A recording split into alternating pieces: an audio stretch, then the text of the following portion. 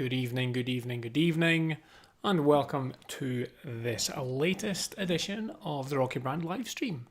I hope you are all well, and today's topic is we're going to be talking a little bit about sketching, sketchbooks, sketching software which I use, and basically just give my opinion on what I think about the sketching process when it comes to logo design.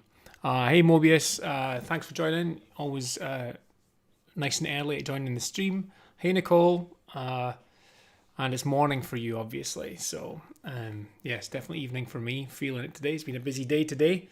A lot of work done. Finalizing a logo design actually for a client, which I'm really pleased with, and hopefully the client will be too. I should hear back from them soon. So we're going to just quickly talk about some, sketching, and I'd love to hear, what your process is. If you're a designer and you create logos, what's your process when it comes to creating your concepts and your ideas? Do you go straight into something like Adobe Illustrator and start laying stuff out on screen, or are you a more traditional pencil and paper kind of person? Or do you use a tablet, and those are the kind of things that I'm going to cover this evening. I don't think it should be too long a stream, but I say that all the time and it ends up being 2 hours, but we'll see how it goes. And also a couple of logo reviews to finish off the stream. We'll be revisiting one logo which we've already covered a couple of months ago, and the designer has sent in a revised update based on feedback. So we'll have a look at that, and we have another logo which will be a first look, and we'll give feedback on that. So so if you are into design, let me know in the chat if you do create logos, or if you do sketch work, and where you do your sketches. Is it in a paper book? Is it on a tablet? Do you not do any sketches? Do you just come up with ideas in your head and go, right, that's the idea that I want to do, I'm going to go ahead and I'm going to create that in Illustrator or Affinity Designer? For me, being a bit long in the tooth, I've always used sketchbooks. I've always used paper sketchbooks ever since I started designing, and I'm going to go over, I've got some notes to go over pros and cons. So I've got pencil versus pen, paper versus tablet, and the different types of paper that you can get as well for when you're sketching. So I suppose the first thing that I want to talk about is if you're using paper sketchbooks, should you use pencil or should you use a pen?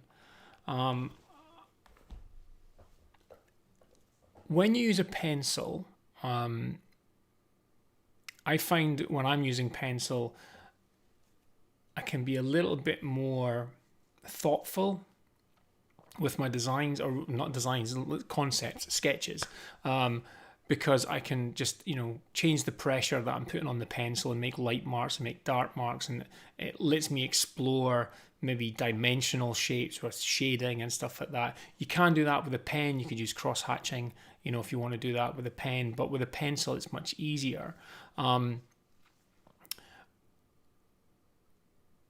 With a pen, what I like about a pen is once you put the mark down on the page, that mark is there. With a pencil, if you make a mistake, you can use an eraser and erase it and then maybe make the mark again. But with a pen, that mark is done. You've scribbled it on the page, you're stuck with that mark, and you have to just continue from that point. And there's something that I like about that, in that I suppose mistakes are always going to be there, and sometimes especially when it comes to logo design and concepts, the mistakes are what can sometimes give you new pathways to designs and ideas. when you're using a pencil, depending on the type of person you are, you could do the same. You could say, that's my mark, I'm just going to keep working that, or I'm going to leave that, I'm going to start on a new page or a new section of the page, and I'm going to continue to work on that idea, but start again. But for some people, they will work on that same thing and they'll keep erasing it until it's perfect. For me, that kind of defeats the purpose of sketching. For me, sketching is the free flow of just get everything out of your head whilst you're thinking about this project. And every mark that you put on the page, I think, should be left there, because I think it's come from somewhere, and it could prove to be useful later on. If you use a pencil and you're continually erasing the marks that you make, you're losing that history of how you've got to where you're getting to. With a pen, you can't do that. The pen's always going to be on the page. So that's kind of for me, the pros and cons of using pencil versus pen. And I'll switch between the two. And sometimes it's just a case of whatever there is to hand. If I don't have a pencil, I'll use a pen. If I don't have a pen, I'll use a pencil. And I also use, it does say on the thumbnail for this, the tools that I use as well. So when it comes to pens, generally I'll just pick up a biro, just a whatever. Usually it's some promotional merchandise I've been sent through the post. I've got 1 million of these, so usually I just use a biro when I'm doing it with pen. Sometimes I'll use a Sharpie. But when it comes to pencil, I tend to use propelling pencils, so that I've always got a sharp mark for it. And I do also have a fully graphite pencil. There's no wood, so the whole tip of it's graphite, so I can get some shading. If I want to do some shaded work, I'll use one of those. But I do like propelling pencils. I can't be bothered having to sharpen a pencil all the time. And I can never find a sharpener when I need to do it. So I end up using my scalpel blades with bits of wood flying around all over the place. So that's where, when it comes to pencil versus pen, that's kind of where I sit. Now, the next kind of, I suppose you could call it an argument, people prefer one to the other, is, do you use a paper book or do you use a tablet? This is my iPad Pro in a really cheapo case. I will say now, I still use paper sketchbooks. I still use them. I just find them easy to pick up straight away, and you can just note and sketch some ideas down. My sketchbooks tend to be A5. I have a couple of A4s, but no bigger than that. A5, sometimes A6, just to keep in my pocket, so that if I've got any ideas when I'm out and about, I'll sketch them down. Because if you're like me, if you sit down to work specifically on a project and I'm going to do some sketching, I'm going to do some concepts, you can sometimes get stuck. And you just sit there and you can't do anything, and you're trying to make marks and nothing's really working. So I'll often get up and just go away and do something else. And it's at that point that I'll maybe have an idea, because I've not really been thinking about it, and I'll have a little sketchbook in my pocket, and I'll just be able to kind of quickly make some notes or roughly sketch an idea for when I get back, that I can explore that further. So I prefer smaller sketchbooks for doing that. With a tablet, obviously, it's a little bit more, you got to make sure that it's charged up. Depending on what size you've got, I've got the 12.9 inch iPad Pro. So it's portable, it's not heavy, but I think, if I was wanting one that was really portable, I'd probably go for the 10 inch one. But when I bought this, I wanted as big a screen as possible, just to give me as much real estate for drawing and sketching, and also it's good for Netflix as well. You get a much bigger picture. Let me just quickly check up here. Mobius saying he prefers pens on paper, but recently gone back to sketching and pencil to begin from. Usually I just use digital pen tablet in AI, to create too many ideas. I try to actually use sketchbooks as a meditative clearing of the brain between more formal projects. Yeah, sketchbooks, that's another great thing for sketching as well, is that you're just getting everything out, you know, the bad ideas and the good ideas. Just put them all down on paper. It's easy, especially if you're a perfectionist, to have an idea and go, that's not a very good idea. I'm not gonna bother putting that down. Honestly, the amount of times where I've had a terrible idea and thought, well, there's no point in doing that, but I've put it down on the page anyway and gone back to it later in a different mindset or thinking about something else and go, well, actually, it's not the best for that, but that could work for this. If I didn't have that in my sketchbook, it would probably be something that I would forget about, and it wouldn't come back. So that's why I think everything should go in your sketchbook. It doesn't matter how bad it is. I can't draw. I'm a terrible illustrator. I'm very much a graphics person. But sketching isn't about perfect drawings. Sketching is just about getting marks onto a page that get across the idea that's in your head. This is what I'm wanting to achieve, and then you build up on that. Just as Mobius has said, you move into your design tools like Illustrator or Affinity Designer, and you start to work up those rough concepts into finalized artwork. It's interesting, Mobius, that you say that you go straight into that you use your tablet pencil with Illustrator and create too many ideas in there. For a while, I tried to I did that. I went into Illustrator and I tried to do my concepts and stuff in Illustrator. But maybe the mistake I was making was I was just doing it all with the mouse and trying to do stuff with the mouse, and it was just not great. It wasn't free flowing.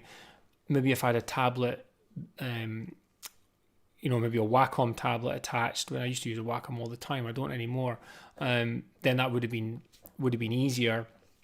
But I do find using the pen with this tablet much easier. So I suppose I should talk about the benefits that I find from using this iPad. And one of the things which I do with my sketchbooks, my paper sketchbooks, is when I have some good ideas, I want to take them into Illustrator, and so I don't have a scanner anymore. I don't know how many people have scanners these days. I think most people just take photos with their smartphone, which is what I do. So I would take photos of the sketchbooks pages, import them into Illustrator, so that I've then got a reference, for when I'm trying to work up some of those concept designs. But it's an added step. I'm a bit lazy. It's like if I can cut some steps out, then that would be great. And that's one of the added benefits of using a tablet, is that when I draw my concepts in the tablet, in the software, I just hit export and it exports it to Dropbox, and I import into Illustrator, and they're good resolution. Don't have any problems with shadows on the page, bad lighting. It just comes straight from the tablet. Hey Hassan, thanks for joining. I'm glad you're learning a lot from the channel. That's good. That's great to hear. Thanks for your feedback there. So we're talking about sketchbooks today, and sketch pads, sketch iPads. So I'm going to try to do something. I'm going to try to connect my iPad to the stream. So wish me luck here. This will either work or it won't work. Just to show you the actual application that I use. Okay, I need to scan a barcode. Okay, that looks like that worked. I know you can use any design app that's available on a tablet, but there's one which I use, which I find is fairly minimal, so it stops me from trying to use effects and taking things too far at the early concept stages, because I think it's important that you play loose and free when you're doing your concept stuff. You're not too rigid. You are exploring everything. So that looks like that has mirrored. So let me just check and see if this is working. This is an application called Autodesk Sketchbook, which I paid for, but is now free, I believe. I think it's free to download and install. And I find it really, really useful because it's fairly basic, but it does have, quite a few tools with it as well. It's got the basic stuff like paint buckets. It's got some rulers. The thing is, you didn't hear me originally, but you would have seen what I was doing. There's things like symmetry function. So if you're drawing, drawing on, let's find a blank one. On one side of the screen, it will mirror what you're doing on the other. So that's quite good if you've got, some ideas where you want to have, it balanced on both sides. So whatever you draw, it will mirror it for you. It's got easy undos. That's one of the things I want to talk about as well, is like I mentioned earlier, when you're using paper sketchbooks, unless you have an eraser, when you're drawing with a pencil or a pen, when you put the mark down, the mark is there and you keep those marks. One of the things which I struggled with and had to stop myself from doing was when I was sketching. So if I was drawing something out and I made I was like, oh no, that's not quite right, I was automatically hitting the undo button.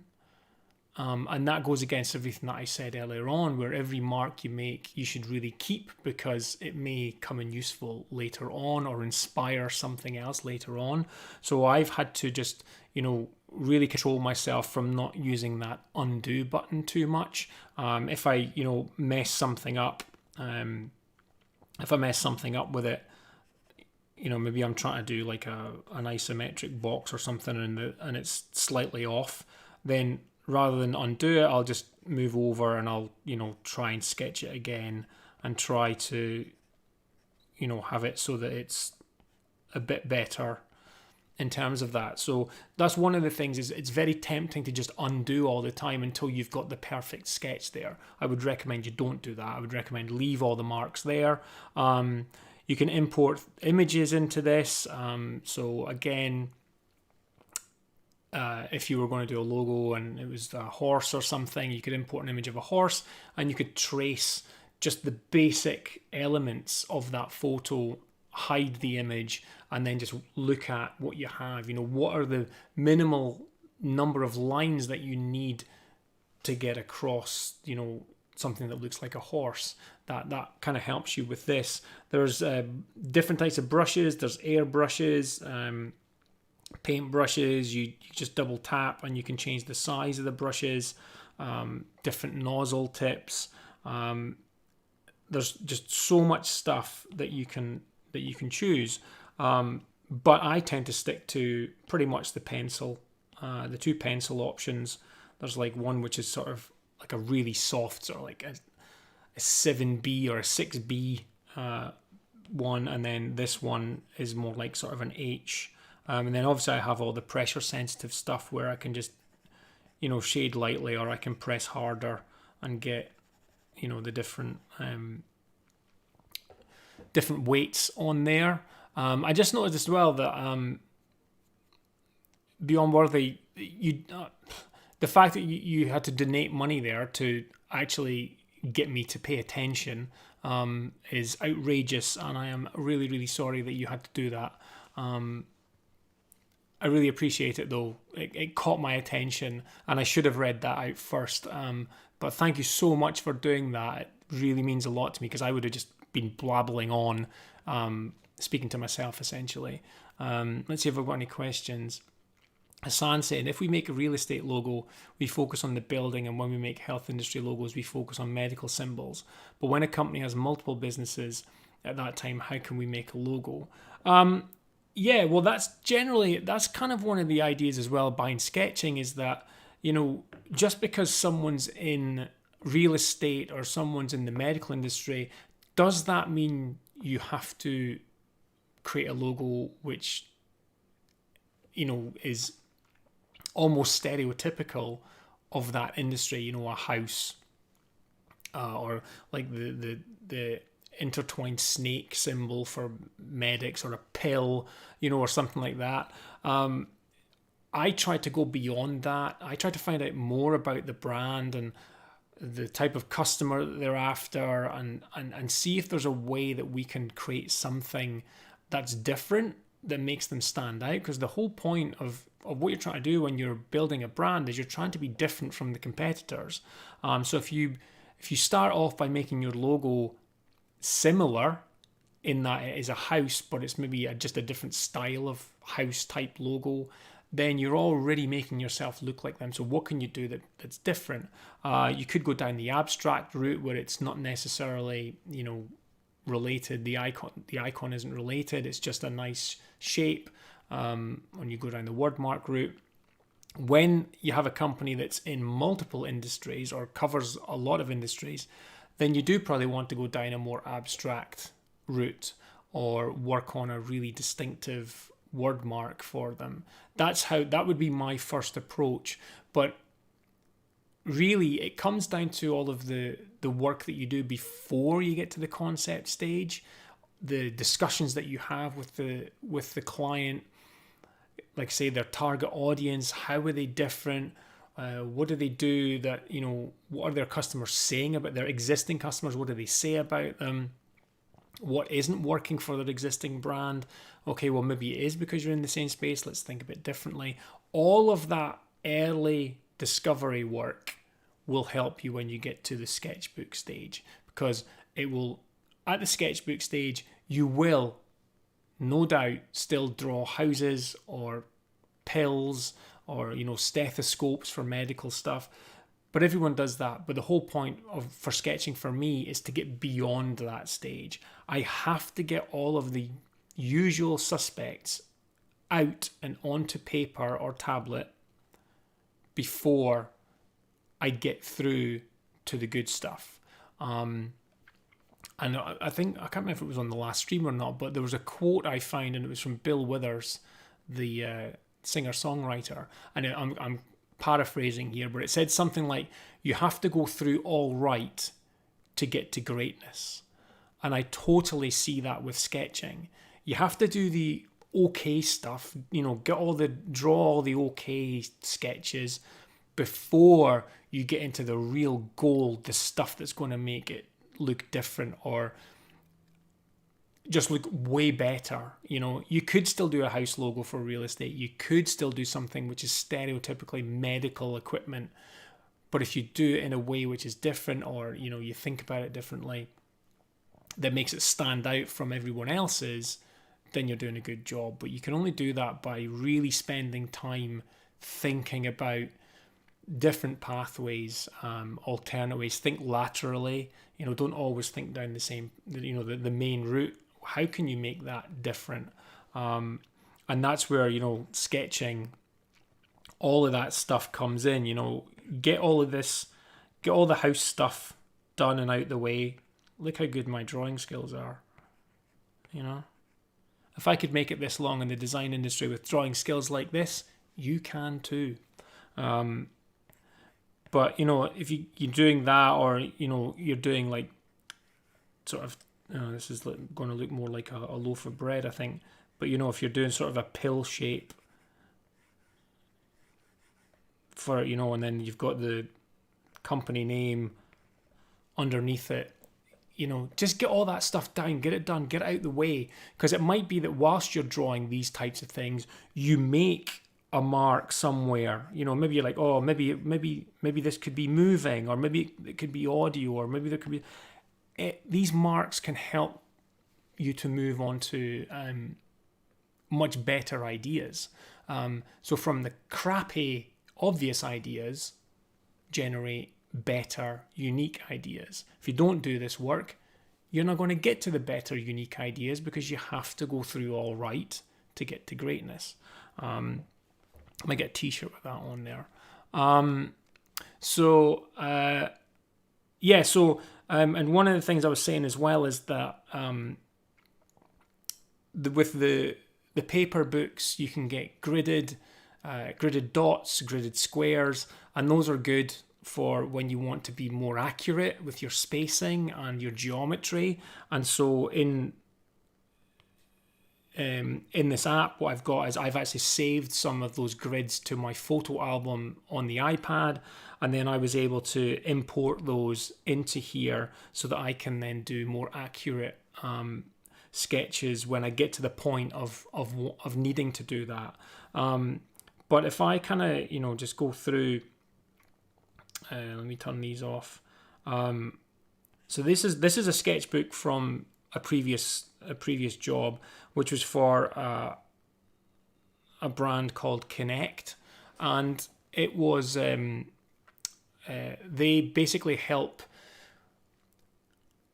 They're a social good enterprise, and the full name is actually Social Good Connect, and they basically help businesses put their staff into volunteer positions, maybe half a day a week. So they're helping their local community, and they're also, their staff are able to do something more above and beyond their normal day-to-day job. And so I was asked to create a logo for their brand.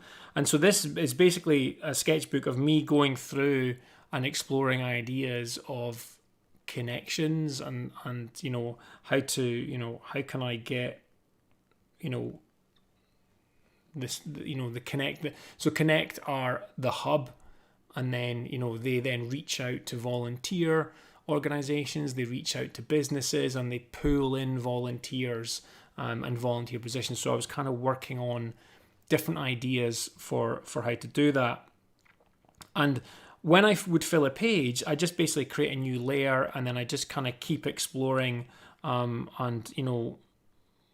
working through. There's a lot of ideas in here which they're not very good at all, but some of them led on to other things, and everything kind of is an iteration of everything else.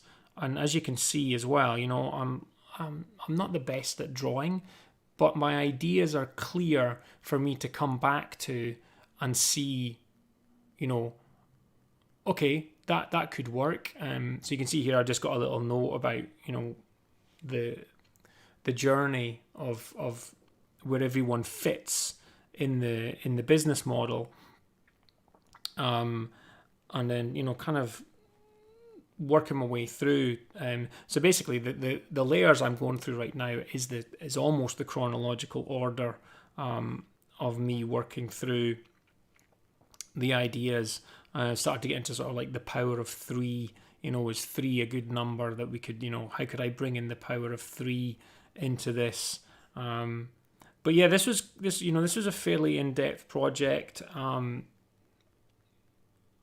I actually created a symbol for this, got it to a point where I was really happy with it, presented it to the client was really happy.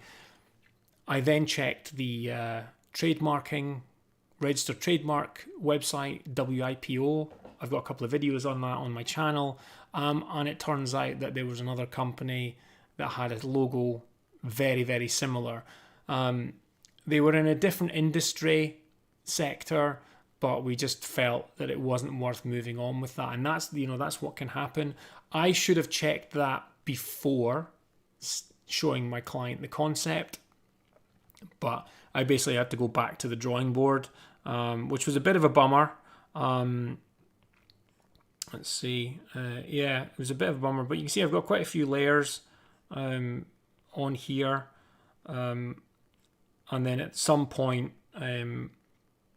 I've then gone into Illustrator, and I will have taken some of these concepts and started to hone in on them through that. And it's the same with all of the ones which are in this gallery here. These are all from different projects. Some of them I'm still working on, some of them I'm not. This is one I think I actually did a case study on my channel for, and that was like fresh productions. But again, I usually, and this is one of the things I normally start with in a sketchbook as well, is I'll normally sort of start with a mind map of some sort, where I'll figure out, well, what do they do, what's connected to them, to try to give me some ideas. So these guys were an event management company, and then I start to move into just really, really rough sketches. I know for this one that I actually did most of my work in Illustrator, because I hit upon an idea. You can see that these are mostly based around the letter F. I was trying to do stuff with the letter F on that one. But with this one, if you watch that, this is a case study on my channel. You'll see how that logo developed, and I was in Illustrator doing a lot of the stuff in for that one. Let's see. Have I made any videos on how to get going as a freelancer in this field? Sometimes I don't know where to start with clients. Beyond worry, I haven't. It's one of those things where maybe a little bit of imposter syndrome from my side of things. You know, who am I to tell people how to get into business and, you know, and run a business and stuff like that. But, you know, the thing is, as well, as my channel was originally started to help business owners learn about design. And it just so happens that a lot of the videos that I created were useful for people who were getting into design as designers. And so your question is valid. I've kind of stayed away from videos like that because there are other people who have created videos on that. But I suppose everyone, like everything, everyone has a different experience and a different way of doing things. A few months ago, I did start laying the groundwork for doing a mentorship program for that side of things. How to get started, how to use content marketing to find better clients. And that is something I still want to do because I do think I have a lot of value to bring there. Whether I'll do YouTube videos on that topic, I'm not too sure. I'll have a think about it. But it would purely be based on my own experience and learning from my mistakes. Here's what didn't work and here's what did work. But I do think that would probably work better in more of a mentorship way rather than a YouTube video, because I think there needs to be a two-way street, because I need to ask questions of you. You know, well, what have you tried? What are you doing at the moment? Okay, well, here's what I would suggest. You know, so I think a mentorship thing is better than just a YouTube video, because not everything works the same for everyone. So you could kind of get top 5 tips on how to be, you know, how to get into freelance designing. It's not going to work for everyone. You know, one tip might be, you know, phone around people or contact people to see if they're needing work done. How many people would be too nervous or too frightened to do that? You know, so that's not going to work for them. So I think by having one-to-ones, or even like small, my plan was to have small groups, so 4 to 5, 4 to 6 people in a group and mentor everyone at the same time, and we could all learn from one another. And then that way, the one, you know, for someone who's confident enough to just cold call people, great, do it. Cold calling is not something I would recommend anyway. I just don't, I'm not a big fan of it. I don't like being cold called, so I wouldn't do it to anyone else. But for some people, they're super confident and they'd be happy to do it. So everyone learns differently. So I think with some types of videos like that, some people can feel like they're a bit of a failure because they can't do that step. Oh, I can't do that. I'll never make it as a designer because I can't call someone to ask if they need work. And I think that's wrong. I think people have different strengths, and so it would be much better to do that. So I've kind of gone a bit on a tangent there, but I will keep it in mind. And I am trying to work on this mentorship idea in the background, so I'll keep you aware of that. Creator Studios, can you review my logo? I can review your logo, but you will need to submit your logo. Let me just put the link into the chat here. ryb.rocks. Okay, so I've put a link into the chat there. If you go to that page, you'll be able to submit your logo. You'll be able to submit your logo for review. I can't say when that would be. I've got lots of people submitting logos, so there is a backlog, but I am trying to do a few every time we do a live stream. So it will get round. I will get round to that. Greg Starr saying he's made it. You have indeed made it, especially because I messed up on the audio for a while and I had to basically re-say everything. David saying he's really enjoying this, learning about logo design with Inkscape for a couple of months, trying to summon the courage to submit one of my designs to your site for critique. Yeah, I have a lot of respect for people who are submitting their logos for review. It's not an easy thing. I do try to be as positively critical as I can. I'll try to give guidance rather than, I'm trying not to say, well, that's just terrible. That doesn't help anyone. So, if something comes up, David, then, please submit it. I always forget about Inkscape. But it's a pretty cool free tool. It used to be like, the poor third cousin of all the applications, but from what I've seen from and heard from some other designers, it's really upped its game and it's got a lot better. So I think that's a great tool to learn with. To be honest, I'm falling out of love a little bit with the Adobe software because they just keep updating it and things keep breaking and it gets really, really frustrating. Kind of slowly pushing me over to the Affinity software. I'm not quite there yet, but Adobe need to get their act together and start doing that. And no worries, Beyond Worry, happy to answer that question for you. But I think everyone's different, and I think you'll get some generalization from tips, top 5 tips to how to freelance, top 5 tips how to get new clients.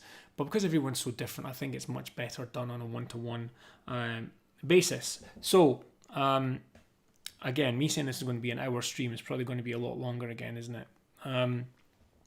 So this is Autodesk Sketchbook. It's only one app. There's lots of apps. You get things like Procreate, which is a much more fully fleshed out app. You've got the Affinity suite, so you've got Affinity Designer, Affinity Photo. All of these are going to be good on a tablet because you can use the pen tool with it, so you'll be able to sketch in any of those. But like I say, for me, this one is more of a bare bones app and it stops me trying to get too fancy with sketching. This just needs to be stupidly basic. Really, really basic. Just pencil, drawing, make a mark, not worry about it, not looking for effects, I'm not looking for filters, just really, really basic stuff. So that's sort of me moving onto tablets. So if you've got a tablet, and just whilst there's more people on the stream actually, who uses digital stuff and who uses paper for sketching? This is a bit of a quick sort of poll with that.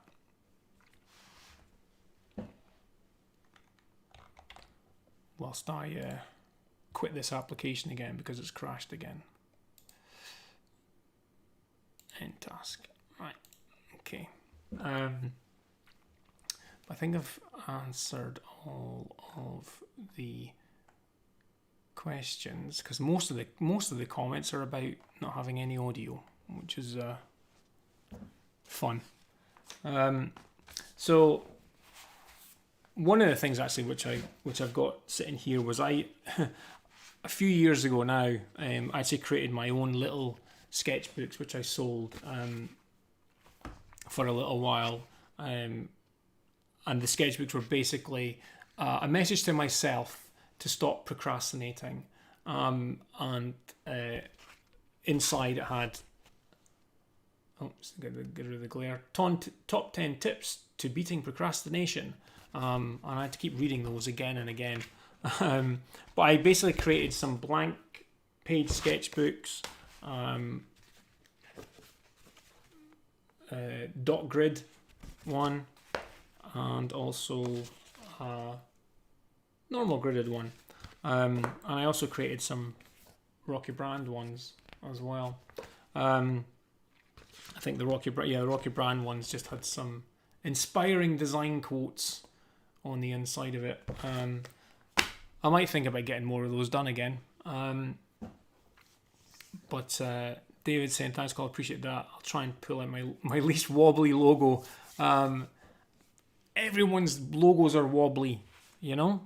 Everyone's logos are wobbly. I have friends who are designers that I send my concepts to and ask for feedback on, and some of them are super wobbly and really ropey in terms of like, I'm not sure if this is right, can you know, what's your thoughts on it? Now obviously they don't have the full understanding. I tried to give them a quick overview of what I'm trying to achieve with it, so don't worry about it, you know. It's like we all have to kind of start with something and then we just develop it as it goes on.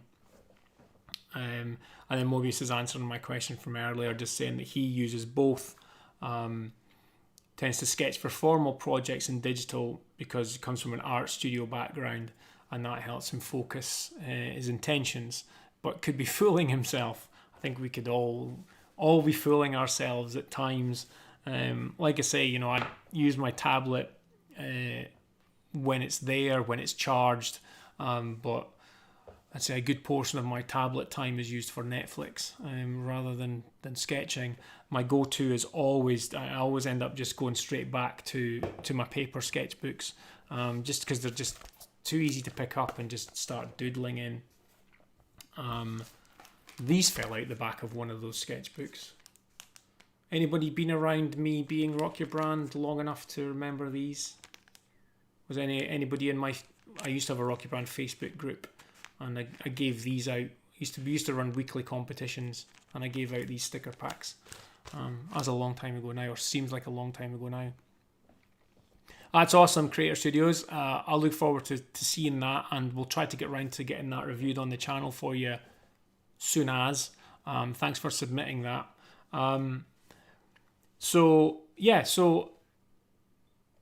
that's kind of an hour if you exclude the messing up of me not having any audio. Every stream gets better each time as I add something to my checklist. Make sure you add the audio if you add a new scene to your software.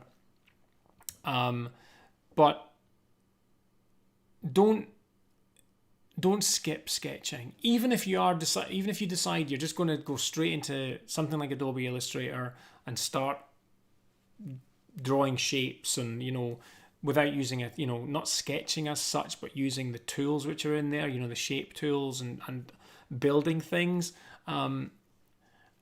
that's fine. But personally, I think you're missing a really big opportunity to come up with better ideas by skipping sketching in a book on a piece of paper. It could be anything. It could be post-it notes. Just, you know, it's just way more loose and free than using a mouse and keyboard to try to generate those ideas. Hey Nick, yeah, I'm just about to move into the logo reviews section. We've just been talking about sketching and the different, you know, paper versus tablet and those types of things.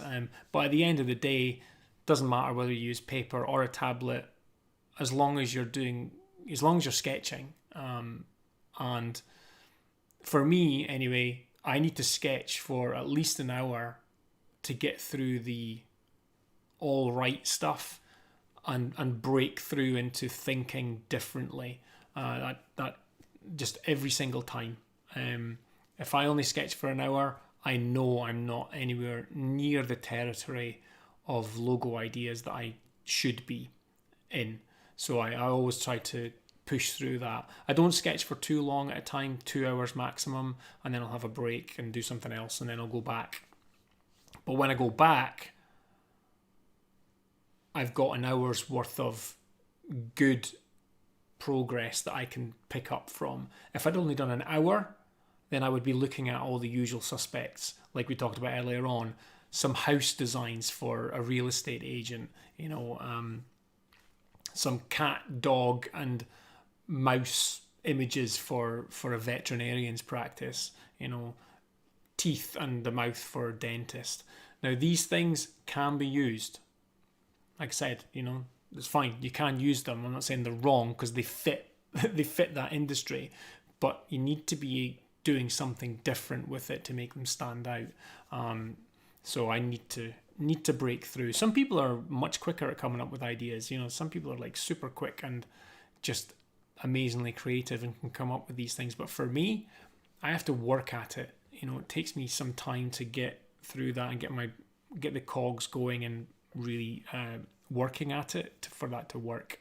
Hey Sophia, good to have you here.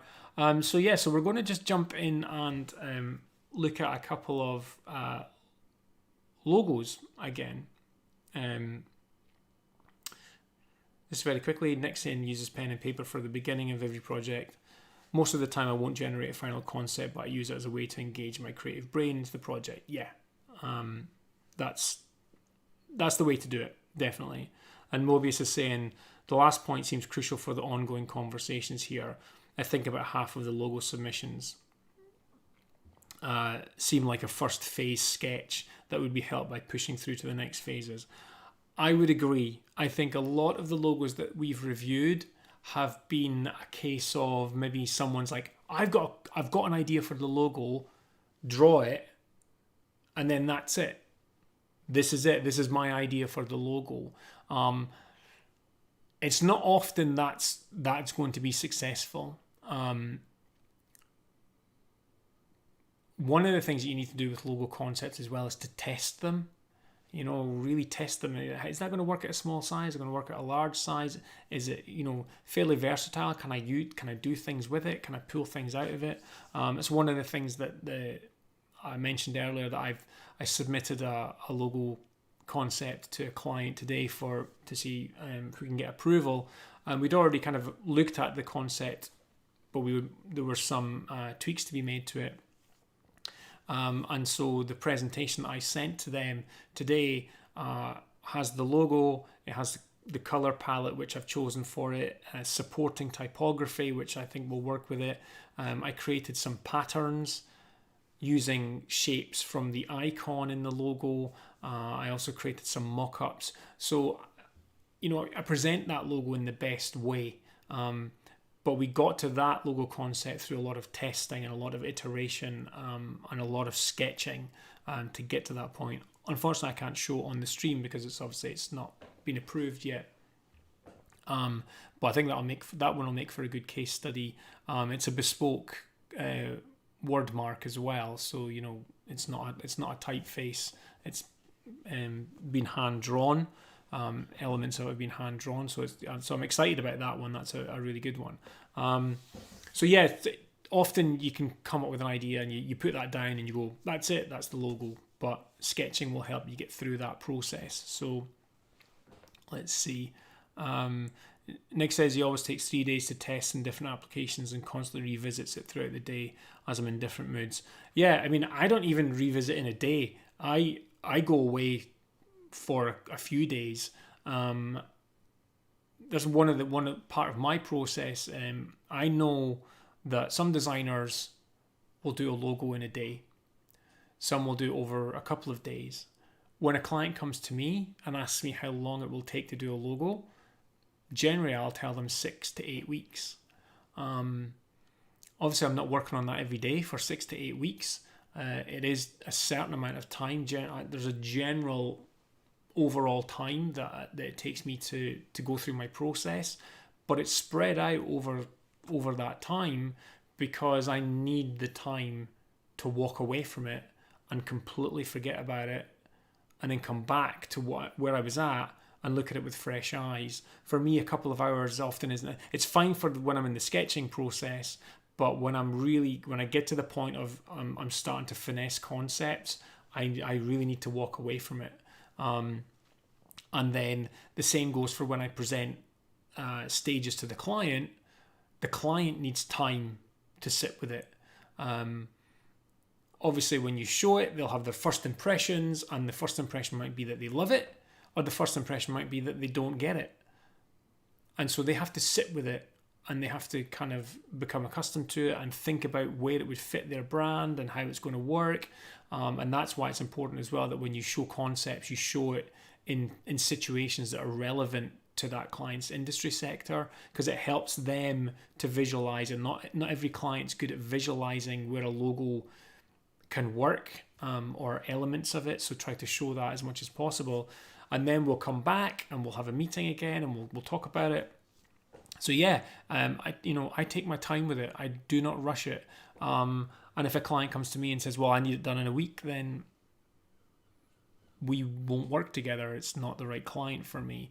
But like I say, some people are, happy to work on it. But I know from my own experience that there's times where I'll take 3-4 days away from a concept and come back to it and be like, that's not the right concept. I'm going to go back to the drawing board and work on this again. And other times I've maybe walked away from a concept going, I've not quite got this, come back to it a few days later and be like, actually, you know what? That is actually pretty much spot on. I'm going to keep working on this. The time away is vital. I think one of the things that comes into that is payment and things. We all need to make money. And if you've not got much work on, then you're probably going to be really keen to get that job done as quickly as possible so you can get that invoice out and get the money back in. But if that's to the detriment of the job, if you're rushing it just to get paid and you're not doing everything within your power to make it the best that it could be and the right fit for that client, are you doing the client justice? Are you delivering on the value that you could be? But I understand that we all need money, but try not to rush it just because you need to get money in. Take your time with it.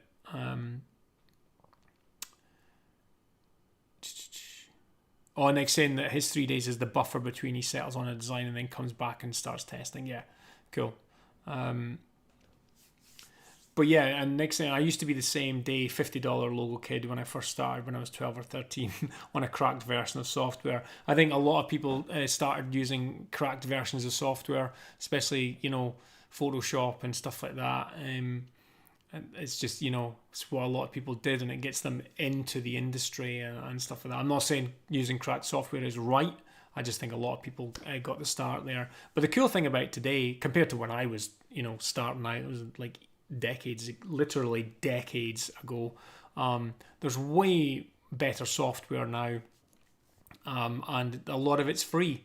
Stuff like Inkscape we mentioned earlier on, but nothing's as free and as good as just pencil on paper as well. But you have to learn the software. So let's see. So let me just move into desktop. So we're revisiting the logo that Matt Steeker sent us, and this was a while ago now. I think we're on logo review session 7. I think when Matt sent this in, it was review session 3. I think so. That's a while. It's a couple of months ago. And he'd sent in this logo, and it was for sort of an app where people who were in the creative industry, designers, journalists, public relations people could kind of come together, and I think sort of put their stories up and create a community for this. And he'd submitted this logo, and I just didn't feel like it was really working. It was trying to do too many things at once and was giving off the wrong sort of vibes.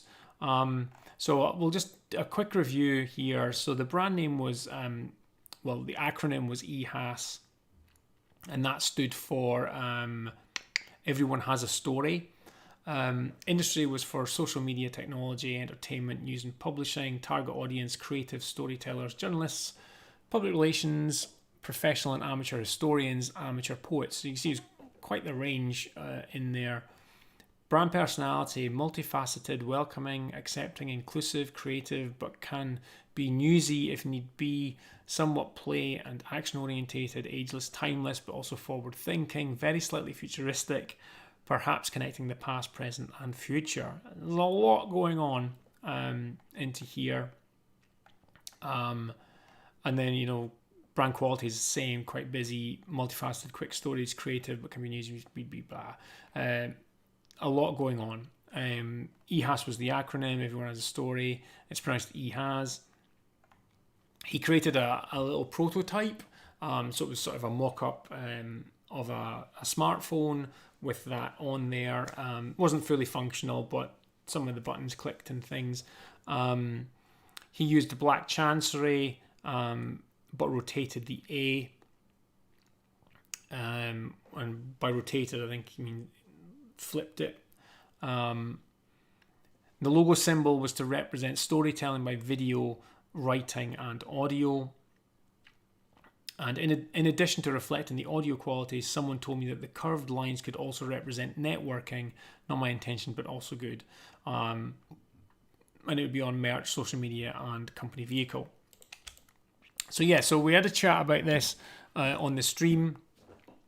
And if anyone who wasn't on that stream wants to kind of give their input as to their thoughts on this, please do. It's very welcome. It helps the conversation around these logo reviews, and it isn't just me talking to camera. We get feedback from everyone. So there were some elements that weren't working, and it just felt it was weirdly balanced on here, and some of the things looked like, I know that this was meant to be audio coming out, but it made it look like it was a rocket ship or something. And then because the pencil is locked to the bottom of the triangle, which could also be a play button, it felt very awkward and wasn't quite working. And using black chancery, the weird thing is using black chancery kind of works for the amateur historians and amateur poets element of the target audience, because it makes you think of sort of quill pens and things like that. So, it worked for that. But when you then look at the creatives and the journalists, public relations, that's more modern. And so this felt really dated. So there was a clash going on of all of this. And I just felt that he really needed to simplify this down in some way.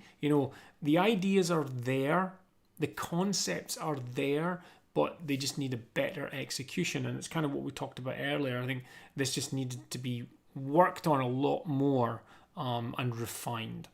And yeah, we picked up on Nick you've picked up on the A and the S being larger.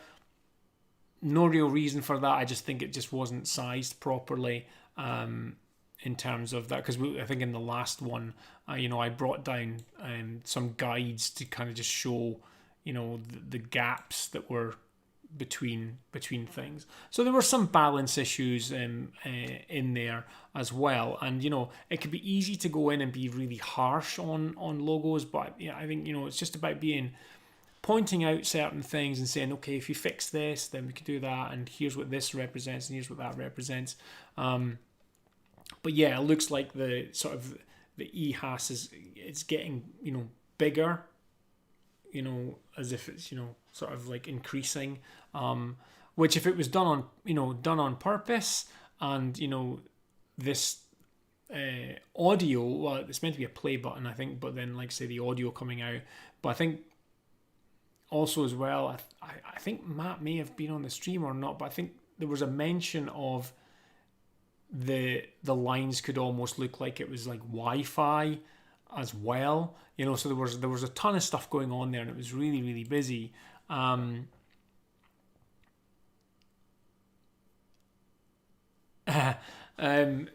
Yeah, everyone's got imposter syndrome. I think I have it as well. And that's why I say anyone that submits their logo to me for review, I've got so much respect for it, because it's a nerve-wracking thing. It's a scary thing to do. You're putting it out there into the public for people to critique it, and the only way you'll get better is to let people critique your work.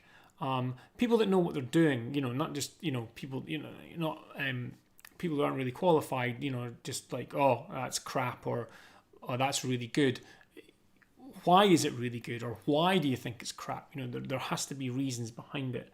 But no matter what, no matter if it's a really good, or if it's, this one isn't working, and we've had both ends of the scale. We've had some really great conceptual ideas and some really good stuff come through, and then others which does need a lot of work. And thankfully, everyone that's submitted has said that they've got a lot from it, and that's the main thing. Is when you're getting the critique, you will take it personally to an extent, because it's your work, and and you've maybe spent a long time and you've put your heart and soul into it, and if someone comes along and goes, that's not working, you need to go back to the drawing board, it can be a dagger to the heart. But if you know that critique is coming from a place of wanting you to succeed and get better, then I think it's easier to take the critique, rather than it just being someone who's not liking your work. So that's what I'm hopefully getting across to everyone that submits, is that I want everyone to succeed. I want everyone to get better. And so I want to, make sure that my advice comes across in an even-handed way, and try to do that. So, Nick's saying, I just wasn't sure if it was intentional or maybe a sizing mistake. Yeah. I think that the A has been increased anyway, because if it's just been flipped, I'm assuming, I can't remember what Black Chancery A looks like, but when you look at the other letters where the cross strokes are going across, then I'd imagine the A would flow in the same direction. So that's why I think it's just been flipped horizontally 180. Mobius saying, this was a great discussion, a lot of ideas crammed into the same space. It needed simplification. So Matt has come back to us with another version of this. So I'm just going to show what he sent me. Let's get rid of these lines. So here's what he said. He said, I've reworked the eHas logo by creating this abstract icon that looks like a bell, but also has colours you could see in pencils and paper. I used an extremely dark bronze, a very light pink, and yellow as the colours in the foreground. The icon also looks like a butterfly, and someone told me it made her think of bees. I've attached different versions of the logo. The second file has gradients and a slightly lighter bronze for the word mark. I think the second one is better. He then also sent me through a third one in a second email. So I'll take this one so that we can kind of look at it. So this is what Matt sent over. Okay, so let me just put this one here, right? So this is the journey. Okay, so we're going from this one here over to this one over here. So let's get some positives in. So positives are it's been simplified. It's definitely simplified it. There are elements in here that I can kind of take and sort of almost take from the original one. So you've got this black triangle with this little yellow kind of tip coming through from the triangle, which is obviously underneath, and it actually kind of it looks like the pencil and the arrow have kind of combined in some way.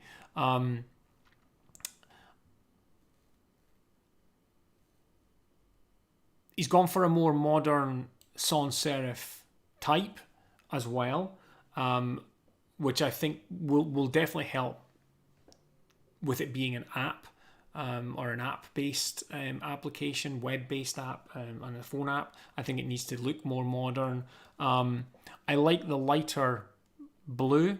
I think that just adds a little bit more vibrancy to it. The previous one was a little bit a grey sort of blue, and it was a bit kind of cold.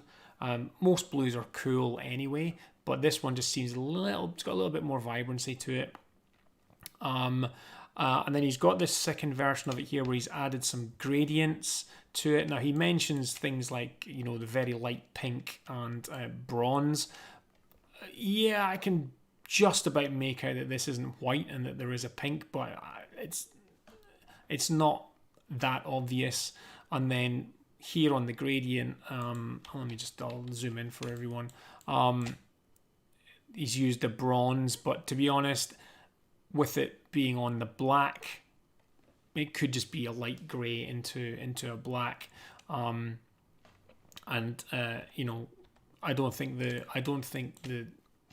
the bronze or that really is kind of coming through in there. And to be honest, I don't think you need to have a bronze color in there. I don't know where that fits in to anything.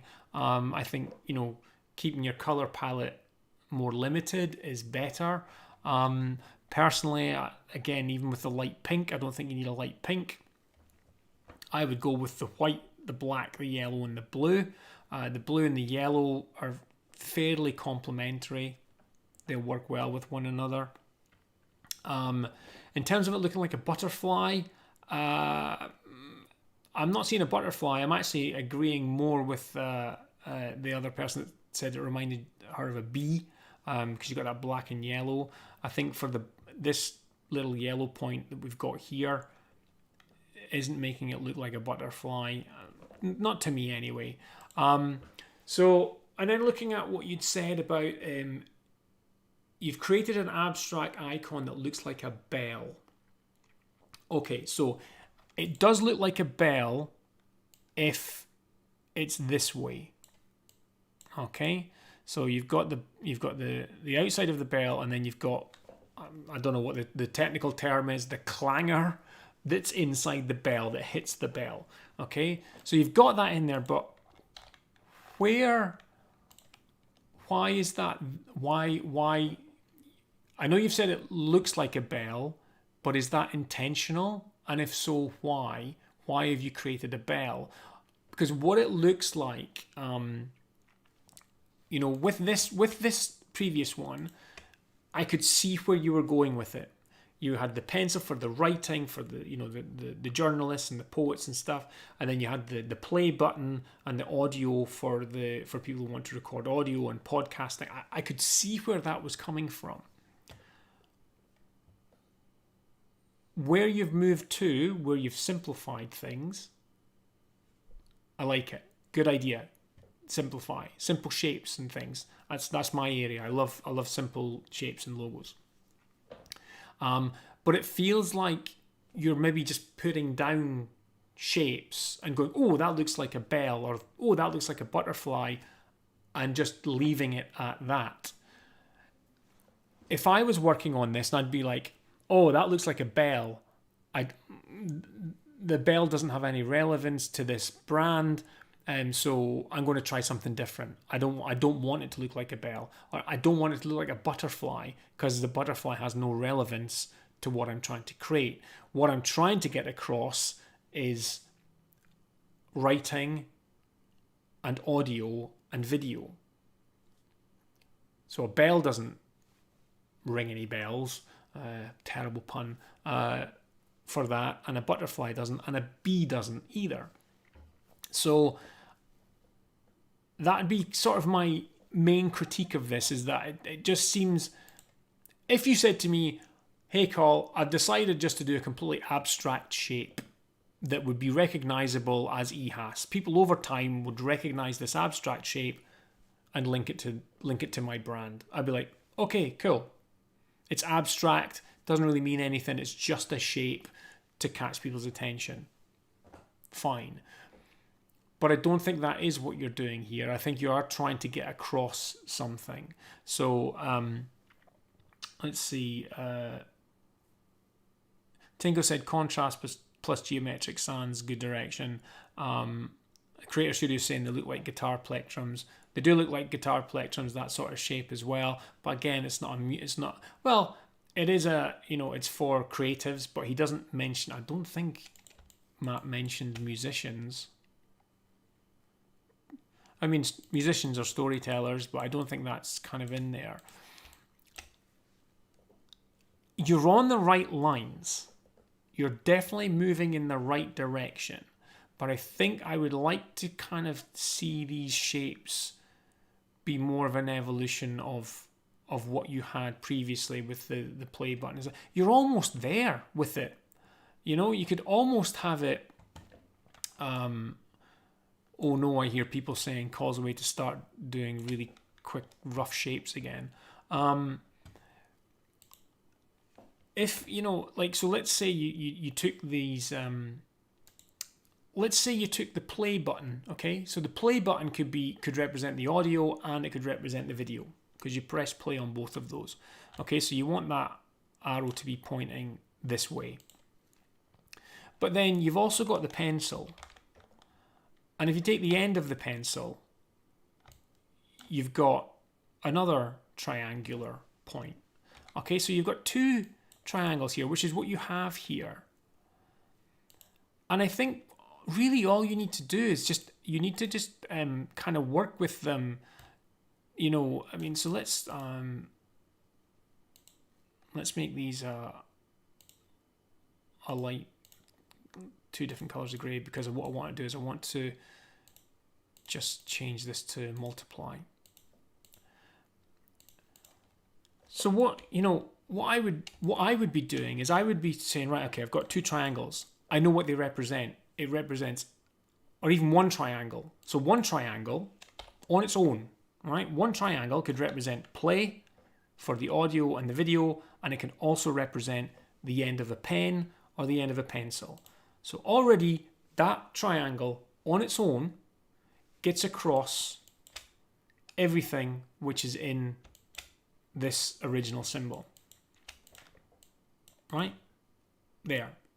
It's in this point. Now, you then have the name, which is ehas. All right? Now, can you do something? Is there any way, you know, like, so, you know, could it be as simple as that? Now, obviously, a triangle, if you tried to trademark a triangle as your brand mark, it could be fairly difficult to do, you know, but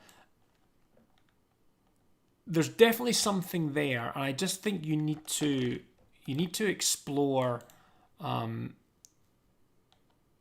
how these triangles can merge in certain ways, and maybe, you know, if you are going for an abstract mark, you know, just kind of combining the two triangles into an abstract looking shape, but you know at the same time that they actually represent something. So the two triangles that you're working with represent your audio and video, and also your the writing, and so, you know, if you take your yellow and your, you know, I've used, you know, blue here, and use the tools which are in Illustrator. This is the benefit, I suppose, from carrying on the conversation about sketching, is that, and it's one of the reasons that I don't use this, is because I want to try to explore the conceptual ideas more detailed in pencil and then come into this. But when you're in things like Illustrator, you can then start to play around with things like blending layers, and that will let you kind of change, you know, how shapes are interacting with one another and how colors will interact with one another, and start to explore it that way. I honestly think you are pretty close in terms of it. Now, whether you were thinking along the same lines as I am about, you know, this being, you know, the audio and the video and the pencil, maybe you haven't, but that's what I took from this, and I think you can move forward with that. I do think that's a strong way to link all of this here. There's a lot going on here, but I think simplifying it down into a more abstract shape, making it look more modern, making it look like it's going to fit an application, more modern age digital application, will work. And the other thing I would say is that you've rounded off the triangles, and I'm nothing against rounding off the triangles. Sometimes it works, but I don't think it balances well with the sharpness of this font that you've used here. I think you want them to sort of mirror one another in a way. So if you were going to use rounded triangles, then I would try to find a type that has more sort of rounded shapes to it. No, that's terrible. See if I can find one. Try to think of one which has rounded elements to it. Yeah, I'm going to find one, but one which has got rounded elements to it. And I think you need to work on your spacing as well. So have your shapes. Get the sizing and the balance right. And then if you're going to have it above, you need to get the right sort of, it doesn't always need to be, it might not always work that it's the same size above. It might need to be larger, or it might need to be smaller than it was before. So you need to play around with those. Then the best way to do that is to have multiples of it on a page where you are sizing it, putting it in the text, make a copy of that and do it again, so you've got a page full of them so you can kind of review them. I've seen a lot of people who do this and go, no, that's not big enough, and then just do that and look at it, and that's not big enough. What you should be doing, well, the way I work is I go, okay, there's that one at that size. All right, okay, let's do one which is a bit bigger, and then just, copy and paste and just keep trying, different sizes, and then you can kind of review and see which one works. Because some might work on the baseline, some might need to be centered, and then you're obviously going to want to do your stacked version. But Matt, I think you're working along the right lines here.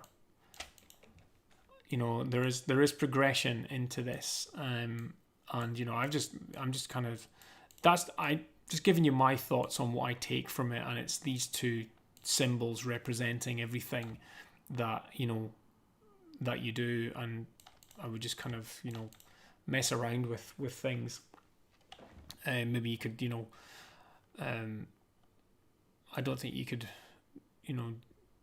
do the, I don't know if the E and the would work behind it if you had that in color behind it. Again, just sort of bringing shapes in and interacting with the text in some way. I don't know. There's lots of things to explore, and like Mobius said earlier on, that's what you should be doing, is explore, because something will appear that you'll be like, aha, this has got something, I'm going to push down with that. But you're definitely moving forward with this, and you're moving along the right lines. And I hope this has been useful for you in terms of moving this forward. I think you've got something there. Let's have a quick look at the chat. So Moby's saying it's a nice direction. Limiting factor here is, again, working from a blue field. Yep. You're also kind of limiting having this blue background. You can clearly see EHAS and the icon, but you're getting close to potentially running into some contrast issues with that. I'll generally definitely work on a white background to try to make sure that contrast is the best it can be, then introduce color after that. Using negative space means the negative space is not an object, but what's missing. Applying negative space using the play buttons and the pencil may be a really nice direction to work in. That was Full Circle that said that. Mobius, I think letting go of the blue square to work on would help refine this towards something truly exciting. I agree. I think that's the way to move forward with it, in at least in the short term anyway, Matt, is to work on this outside of any container shape. On this one we had that blue, the blue. I can't get rid of this blue background, I don't think, yet, because that's all one word. One element. It will help you to kind of look at the logo more. Look at it without anything around it, because I think that's also going to. It has an effect on it too.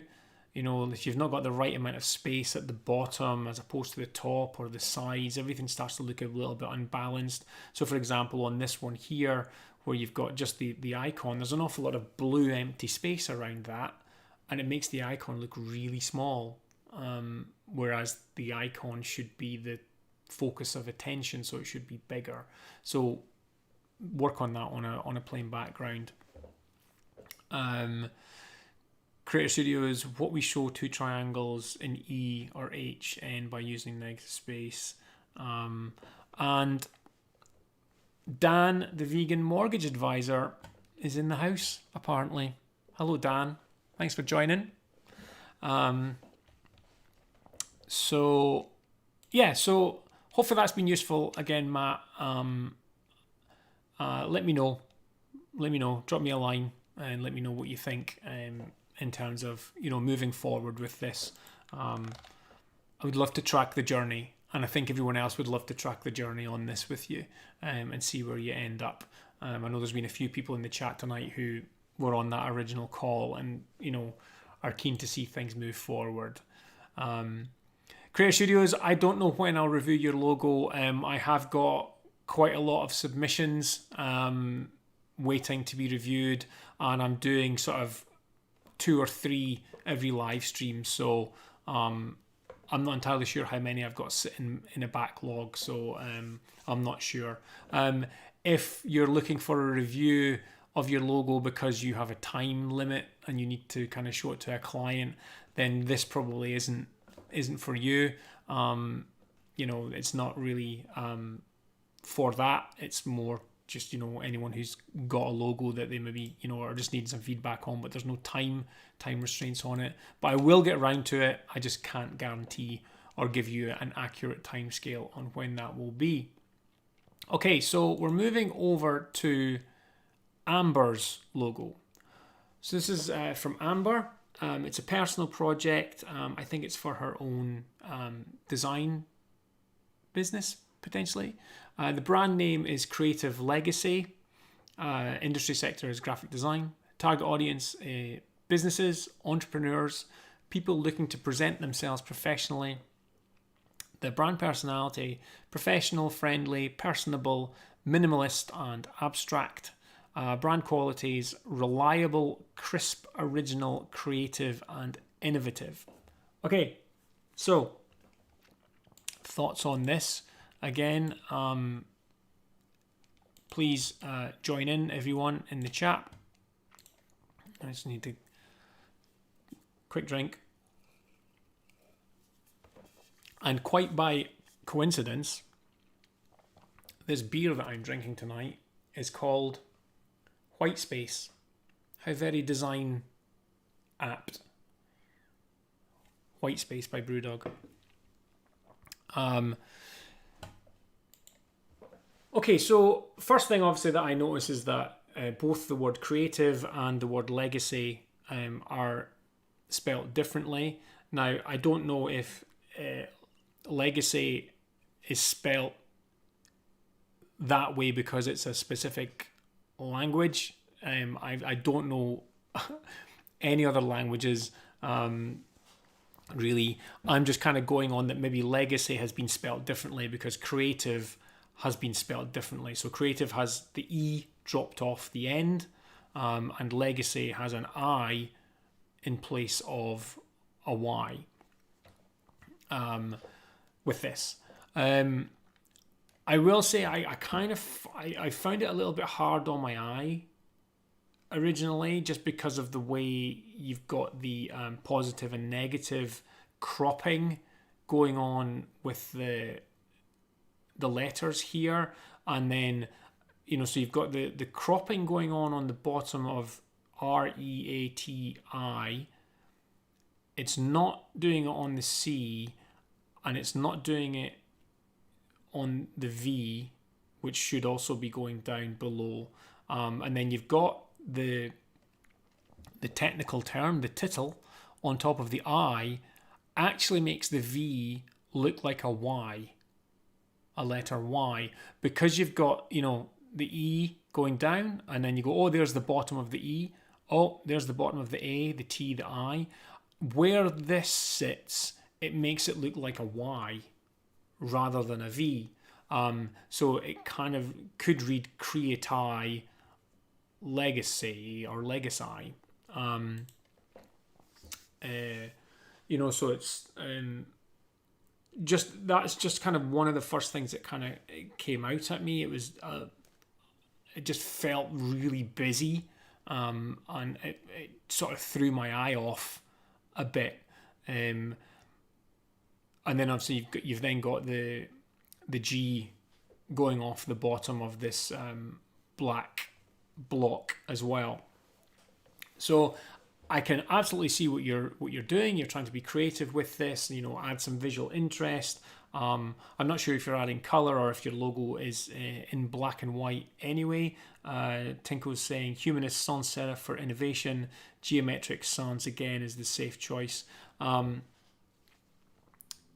There's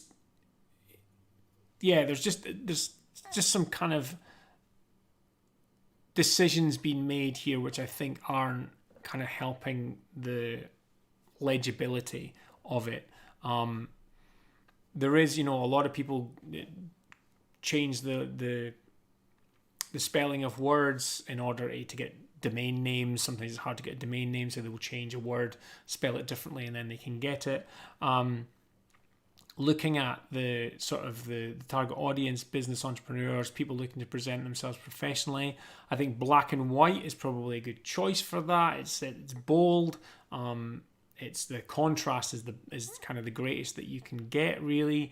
And it just, black and white is just a classic thing. I'm a big fan of black and white logos, and then using color in a supporting role elsewhere in the brand identity. Professional, friendly, personable, minimalist, and abstract. I am kind of getting an abstract feel from it just because of this sort of middle section going on. It does make it look abstracted a little bit to me. Minimalist, it's minimalist in a way in that it's a word mark, and there's no icon or anything, but I wouldn't say it was minimalist in terms of simple because you've got that noise going on in there. Friendly, I'm not entirely sure. There are some certain shapes in here which add a softness to it.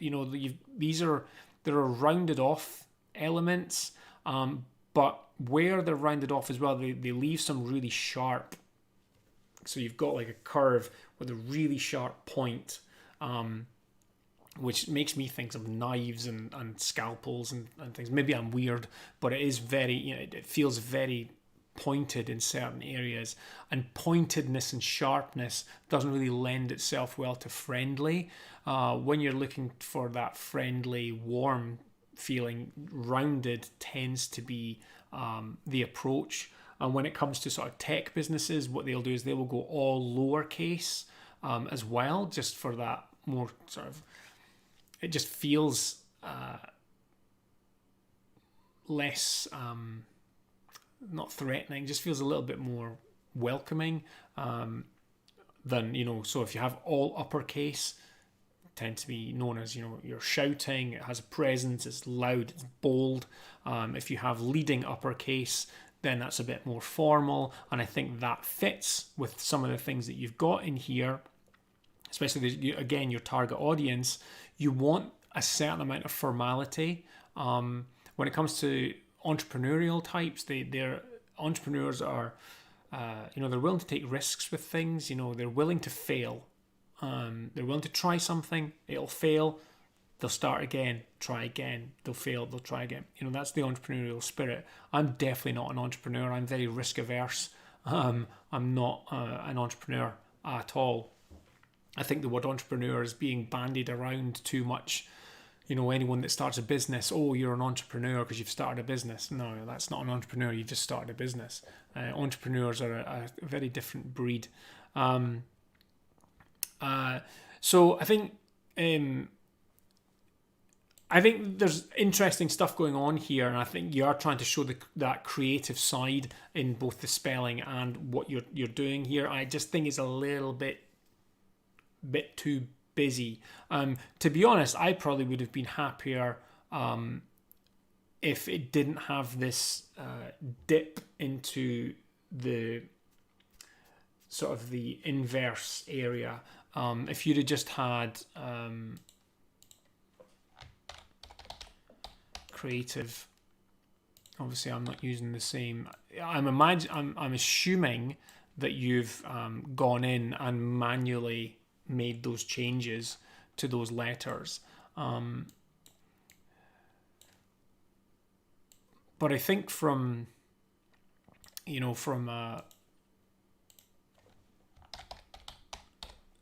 a legibility point of view, you probably could, actually that should be the same size, so let me do that. Keep it fairly simple.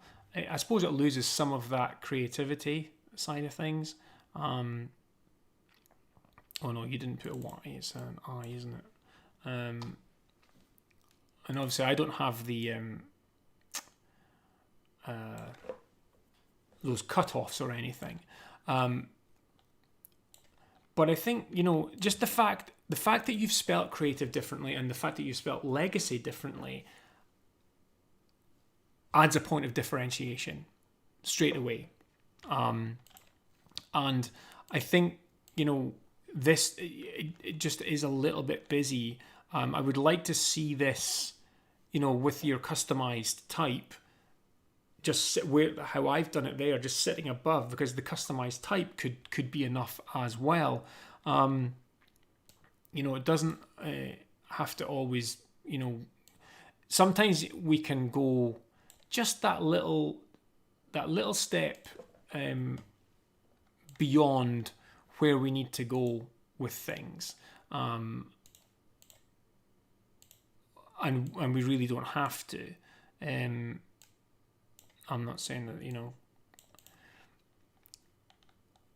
I actually kind of like the name that you have with it. Probably shouldn't increase the size of that. I'm probably better off just trying to get that to line up a little bit better. So if I kind of adjust the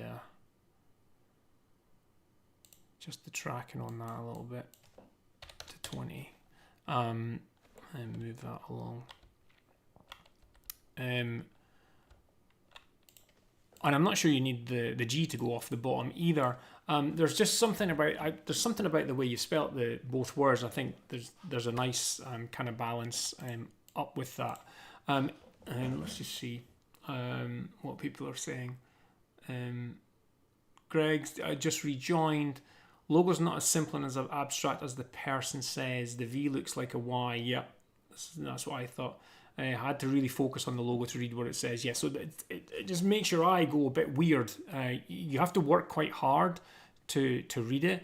Now, sometimes there's nothing wrong with making someone kind of investigate and look into something more. But I think you need to kind of get the balance right. And something else which I noticed as well is if I bring a guide down, where your letters are lying, they're all kind of all over the place in terms of baseline. I don't think the top ones are as bad, or not as bad, but these ones seem to be a little bit better. But on the bottom, the E's too low down, and the I is too low down. So these are the types of things where, if you're saying things like reliable and crisp, then your logo should be crisp and it should be reliably correct in terms of alignment, because people like entrepreneurs and people who are looking to present themselves professionally want accuracy, and they want that, by the numbers, and everything straight with a ruler, and all present and correct. So these little things, I mean, at small sizes you probably wouldn't see much like that. I'm kind of giving away where I'm going with next, but at small sizes those would kind of disappear, but I can still see that the C is way higher up than the I. You want to try to make sure that you're getting this all correct. So I just think it needs a little bit of tweaking in terms of the letters in there. And like I say, what I've done is very much a way simpler version of it, but I think the black and white, the negative, the positive, the fact that you spell it differently gives something different as well anyway. Greg saying, I think should remove the inverse completely. Nicole saying, I like the complete separation of the top and the bottom, otherwise I like the logo and direction she's going with it.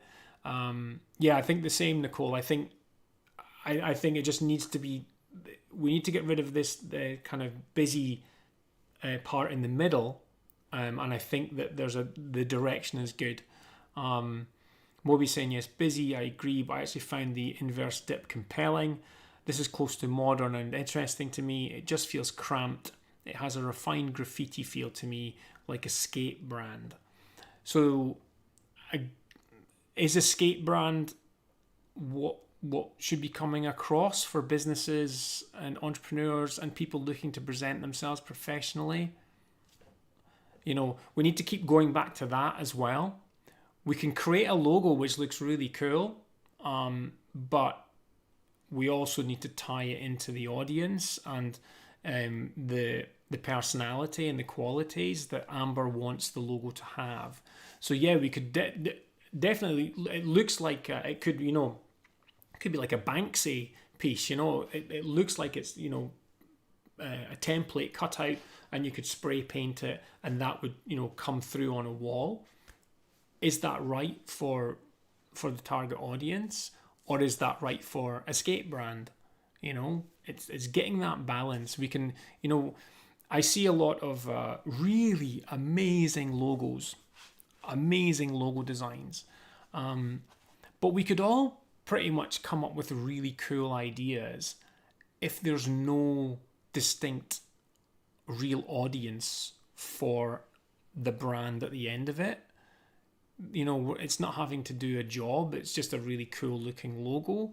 And this is where the difference comes in when you become a logo designer and you're having to create these for businesses, whether it be your own or for other people. It's there to do a job, and it needs to work. So if you create something that looks good but it's not working for that particular brand, then it's not a successful logo. It looks good, but it's not doing the job that it's meant to, to help with. So we need to make sure that we're always on that page when we're looking at logos, and not just looking at the logo from a design perspective. We're looking at it from a strategic perspective. We should always be looking at it from a strategic perspective. Greg said, the fact that the creative on the white background and legacy on the black background adds to the creative side of it, so the effect of the inverse is kind of not needed. Greg's pretty much saying a lot of the stuff that I'm thinking. Moby saying perhaps it's not enough overlapping. That's my thinking as well. I think it's almost like you either do the overlap and you go all in on it, or you don't do it. And I think we're at this sort of halfway awkward stage. And that's why I think that there's something there with that if it's explored a little bit more, it might even be that, legacy doesn't need crop. So legacy might be like I have it here, and then maybe the black box goes further up into creative, so that you then, it's like actually half of it. That might, that could potentially, I wonder if I can quickly do that. I need to turn that into outlines. I then need to get rid of that. I need to deselect that. Pathfinder. And I need to do that. This is probably not going to work because we're doing this really on the fly.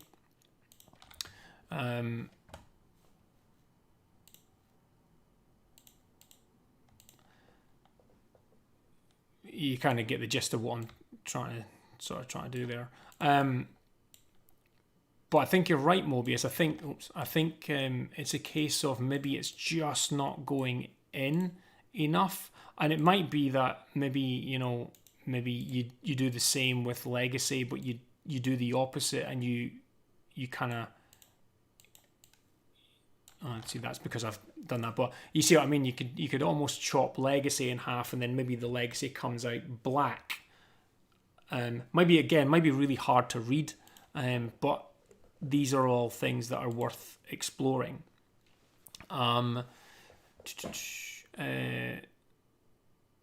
Yeah, so Greg's saying the same. Maybe there's not enough overlap. And Nick's saying, and be sure you're charging for that strategy. 100%. That's it. The more you do logo design stuff, the more you're going to start to learn about what works and what doesn't work, and you're almost become unaware of how much knowledge you gather and how valuable that becomes in how you create and deliver logos. I know people who really don't charge enough. They're creating amazing logos that work, that do a job, that fulfill strategy, and they're just not charging their value, because I have the same problem, not as much now, but I had the same problem where we as designers get paid to deliver a thing, right? You design a thing and you get paid for that. When it comes to strategy and let's say consultation, you're having a discussion and you're giving advice and stuff. There's no kind of real product there. And I know that I found it really difficult to charge just to have a chat with someone. Not a chat, but a discussion, giving them guidance, pointing them down the right path. But the only reason that you can do that is because you have the knowledge and the skill to give them the right direction. And without you giving them that direction, they would be floundering, they would be trying things out that were a waste of time. So you're actually, you're saving them time and money by helping them to avoid pitfalls. It's a bit like earlier on when Beyond was asking about, would I do a video on helping people get into freelancing in design. That's valuable knowledge. I create my YouTube videos and I give out my knowledge for free. It's fine, I wanted to do that, but that's on a generalist basis. But when it comes down to like speaking to a business owner or maybe someone who's really keen to get into design and that, your knowledge is valuable and you should be charging for it. And it's quite scary because we all worry about putting our prices up in case we lose clients. But if you can show your expertise that you do have the knowledge and that, two logo designers, both charging the same price, but one of them has a lot, has like 5 years of doing, strategy with their logo designs. That's a no-brainer because you're getting way more value, but this person should be charging more than this person who doesn't do any strategy work. This person's undercharging, but I get that it's difficult to kind of level up. It's a scary process because you're like, I need all the clients I can get. The last thing I want is people saying I'm too expensive. But the more you charge, then you actually need to work with less clients so you can spend more time on those projects, and you then have time to create content that shows your experience. So it does work. It is a scary move. I've been through the scary moves, and it is terrifying, but it does work, and you end up getting better clients who trust you and value what you do more. So getting back to Amber's logo, I think there's definitely something there, and I think you could work with it. I just had a look. I had a really quick look. I just typed in the word creative word logo or something, just to see what other people were doing, and they were all more or less kind of along these types of lines. And going back to Amber's, I'm like, Amber's logo really stands out from this stuff. There's a black and white one here. This one's black, black text with color in the background. And I'll be honest and say that actually popped into my head when I was doing this thing for for Matt with EHAS. As I dropped those in, it kind of reminded me of this a little bit. But when I went away and looked at those and dropped them in and came back and looked at Amber's logo, I was like, Amber's logo has a uniqueness to it. I just think it needs a little bit more work on it to make it more balanced, a little bit more refined, because I think there's something a bit... I have used auto trace on this, so some of these sort of inner areas and circles will have changed a little bit from the logo that Amber sent me, but it's not far off. I think Amber's got something going on here that is definitely worth exploring. I think the black and white is the right approach for the audience. I think if it can be balanced up and refined a little bit more, made a little bit more legible, then you'll get into the reliable, the crisp, the original, the creative, the innovative. It will cover those qualities.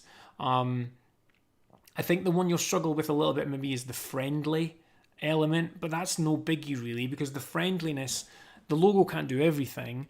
The friendliness will come across in your copy. So in the text that you have on your website and in your social media posts, your personality, that will get across the friendly side of things. Don't try to get your logo to do everything for you. Use other things, and also you may want to introduce color, but not in the logo, but on your website. So some warmer tones to help people feel, a bit more relaxed, and that friendly side to it, the personable side to it. And I think also it brings in the minimalist and, like I say, the abstract feel. I really got that straight away. So, you're close with this. I think it's definitely got something that stands out. I've not really seen anything. I've seen positive and negative stuff before, but I think what you've got there, because of the spelling and things, and I think you want to just avoid this looking like a Y as well. You want to kind of just make sure that you get everything balanced and stuff in there. Let's just quickly check the chat again. Tinko, I'll try with thin sans for creative and cursive serif for legacy and create an icon or symbol. I think bringing in an icon or a symbol may just busy things up a little bit. I think your suggestion's good as well. Mix up a serif with a sans serif for the two words. Could be good. Obviously, a serif for legacy kind of falls into the history type of thing again, but then would you want creative to be in a sans serif, or would you want creative to be serif and legacy to be in a sans serif, so that it's like sturdy and you're leaving a legacy, something that's here for a while, a long time? There's two ways you can look at the font type, font category that you would want to use for those. Nick saying your YouTube videos are way more valuable than free. Thank you, appreciate it. Mobius saying this is nice work from Amber. Much thanks. Yep, definitely on the right track there with that. Nick saying if you buy a $500 car, you can expect to have problems. If you buy a $100,000 car, it's a lot less likely that you'll have problems, and if you do, the customer support will be there.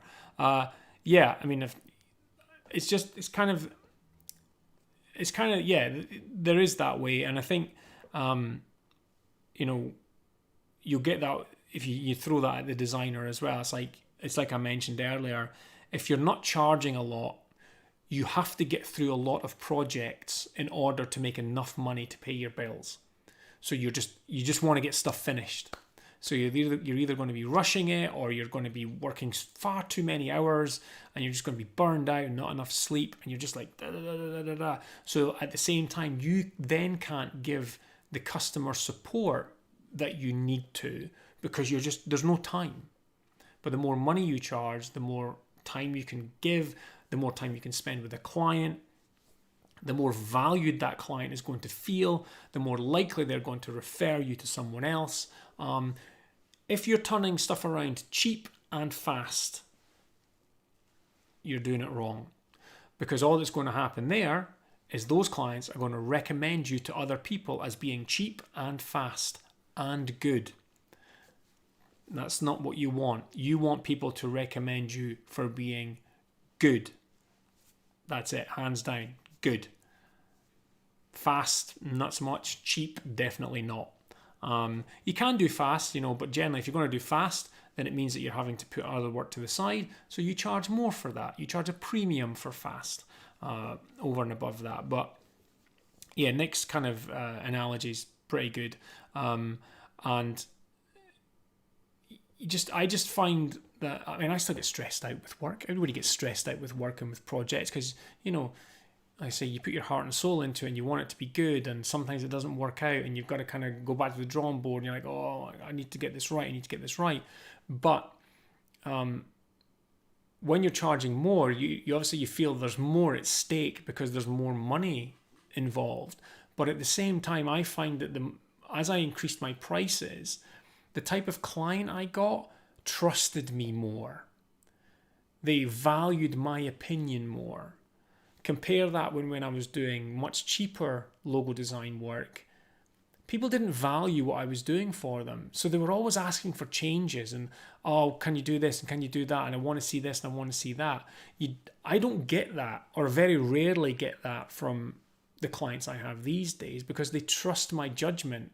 If I say, this is the typeface that's going to work well for you along with this color palette, this is going to work well for the brand, and here's why. And I tell them why. I talk about the psychology. I talk about personality of type and why that matches in with their target audience. And they value that and they listen. So you need to... We have that imposter syndrome side of things, a lot of us, but you need to take a step outside and look at the value that you can bring to other people and really leverage that, even if it means on the next job you charge $25 more than you charged on the last job. Just each time, bump it up. Just keep bumping it up.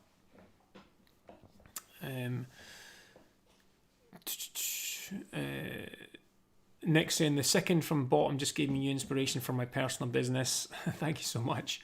Mobius, fast, cheap, or good, you get two of the three always. Yeah, I've got the diagram somewhere. I was going to bring it up, but I decided not to bother going to look for that because I'll end up breaking something and then would lose the stream. Full Circle saying, slightly off topic, but what are your thoughts on pre-made logos and pre-made logos which become redundant and are resold to another client for a different purpose? Only reason I ask is that I'm also into live streaming games, and I'm seeing this happen in the creative side of the gaming industry on Twitter. It's a bit of a hot topic, that one. So you get, so when you're working on a project, you'll probably create quite a lot of concepts. Only one concept will make it through, and that's the winning logo. Then you have all of these other concepts which were unused. What do you do with them? So some designers package those up and put them on their website or put them onto stock sites and sell them as, pre-made off-the-shelf logos. everyone's absolutely entitled to do that. It's not something I do. For me, I'll create a lot of concepts for a specific client, and the concepts have been created based on that particular client's strategic side of the business. If I had another client come to me and they had very similar strategic goals and maybe audience and stuff, and I'd be like, actually, I've got some concepts that could give me a good starting point, then that's generally what I use my concepts for. My unused concepts is maybe a starting point or as inspiration as to a direction that I can go. I've not really put them up. All I would say is, with an off-the-shelf logo, it's not really designed for your business. It's something, again, we mentioned earlier, it's a logo that looks good for a business, but it's not made for that business. And if a designer can sell it and make money off of it, great. What I would say is, I think if I was going to go down that route and I package them up and I put them up, when someone buys that logo, then only they get that logo. It doesn't stay up there and then, a different business name goes underneath and they get that logo and they get that logo. It would have to come off, so it'd be like, oh, it's 250 quid. You can have that logo. And once it's sold, it comes off of my website and nobody else can have it. I wouldn't do it so that, you would sell that logo concept multiple times so that you've got multiple businesses using that concept. I know that we all struggle as well, though, with people who copy logos and then just steal your design and then sell it as original stuff, but there's not much we can do about that. So folks saying, I'm completely with you. I find it very hard to fathom this banding around of logos, but as you say, everyone is entitled to do what they want with their own work. Yeah, everyone's, I'm not one to judge anyone on what they do with their own work. And that's the key thing. If it's their concept and they've created it, then they're entitled to sell it. I mean, I have in my terms and conditions with my clients that they are paying me for a logo. So what I deliver to them at the end of the project is their logo. Any concepts that I develop in the process of creating that logo are mine. They belong to me and I can do with them what I will. And if I decide I want to sell those, I can sell them. But I don't. But I would imagine that that's what other designers have in their terms and conditions, is that, you're paying me for one logo, you get that logo, anything that's done in the processes is mine and I can sell them. I think, though, that if you sell a concept which wasn't chosen, but maybe it's quite close to the final result, how happy is the client going to be that you're selling an unused concept that was part of the process and getting there? So I suppose you have to take that into consideration as well. I know it's in the terms and conditions, but how many people read terms and conditions? Really? So for me, if I was going to do that and go down that route, I would probably raise it before a project starts. And I would say to the client, look, here's my process. Here's what we do. I'm going to deliver an amazing logo for you at the end of this. But just to let you know that any of the concepts that get developed and are not being used, I may sell those on my website as off-the-shelf logos. That then gives that client the opportunity to tell me whether they're happy with that or not. And I might then make the decision. I don't do it, but because I don't sell them, but that would then allow me to go, right, okay, how much do I want to work with this client? Okay, I will say to that client, okay, in this occasion then, I will not sell any of the concepts that are developed as part of your project. I think for me, I would need to have that conversation with a client. I wouldn't just be like, I'm going to sell all of these concepts that weren't used. I just think there's a potential for reputation risk, I think. I want my clients to give me good referrals, good testimonials, not go away and feel like I'm kind of making extra money off of them from work that they've paid for me to do the constant work. Anyway, I don't want to go on about this too long. I think we're past a 2-hour stream again. Typical. So yeah, no, it's cool. It's fine to go off on a tangent. I go off on tangents all the time, but it's an important topic. And I think it's up to people what they do. Just want to quickly say thank you again to Amber for submitting her logo design. And like everyone has said, you've got a strong thing going here. Just needs a little bit of finessing, a little bit more exploration as to that kind of dip into the negative space. See if you can kind of get that a little bit more balanced, and I think you'll be all good with that. So thumbs up for sending that in.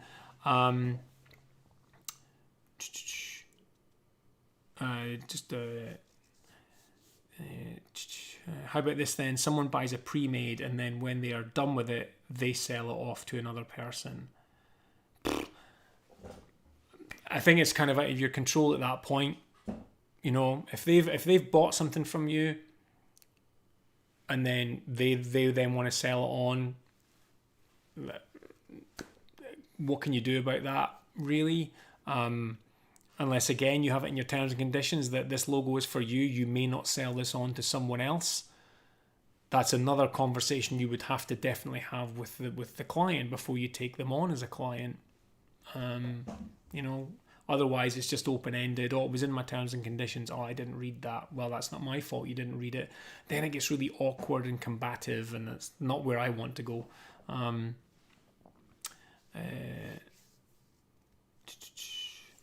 So Nick was asking if it was a hypothetical design.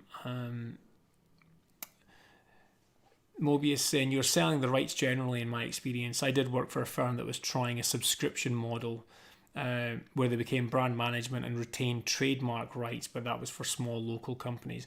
Yeah, you can do that as well. I've done work for a few businesses for equity share, where they couldn't, they didn't have the budget to pay for my full fees, so I took equity share. And then there's ways where you can work and say, okay, well, we'll do this, but the trademark or the ownership remains with me. I'm not entirely sure what goes into those deals, but there's always ways of working around things. The ones where I've done equity share, they've been with clients who've been in business areas where I've really wanted to get into and do some work in, and so I've kind of said, well, okay, well, let's do this. You pay me this amount and give me X amount of shares or percentage in the business, and I'll do the work for you.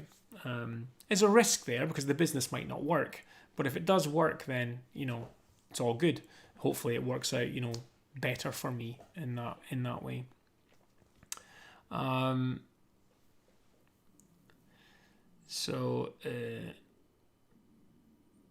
Moby saying, I hope, Call, you do the band logo thing. That's my primary thing these days, and I'm off right now to watch some absurd loudness for the first time in some time. Awesome, good for you. I was at Bloodstock Festival 2 weeks ago, 5 days of heavy metal, and it was just the best thing ever.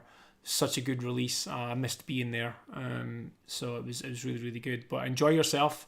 Have an amazing time at your gig, and I'll catch up. And yeah, we'll definitely do the band. Definitely do the band logos. Might do that next time, actually. Might do that in the next live stream.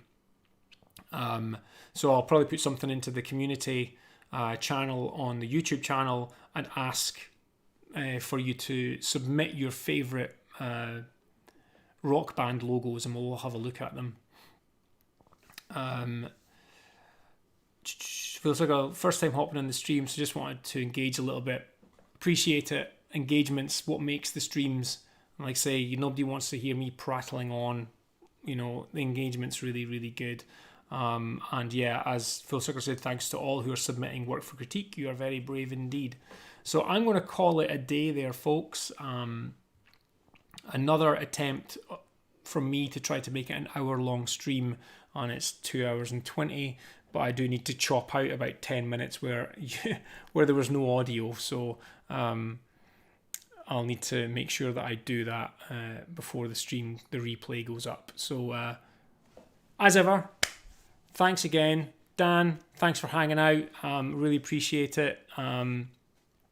And just a quick shout out to Dan. Dan's got a YouTube channel as well. He is indeed a vegan mortgage advisor. So if you're needing any tips or advice when it comes to mortgages, check out his channel. He's got some really, really good information. I've learned a ton, especially from sort of a sole trader perspective, because it can be more difficult, I thought, to get mortgages as a self-employed person. But yeah, Dan's got some good advice, so go check his channel out. Right, everyone, have a good one. I'm going to finish my beer and probably get some more design work done. So until I see you in a couple of weeks' time, have a good one and stay creative. Bye for now.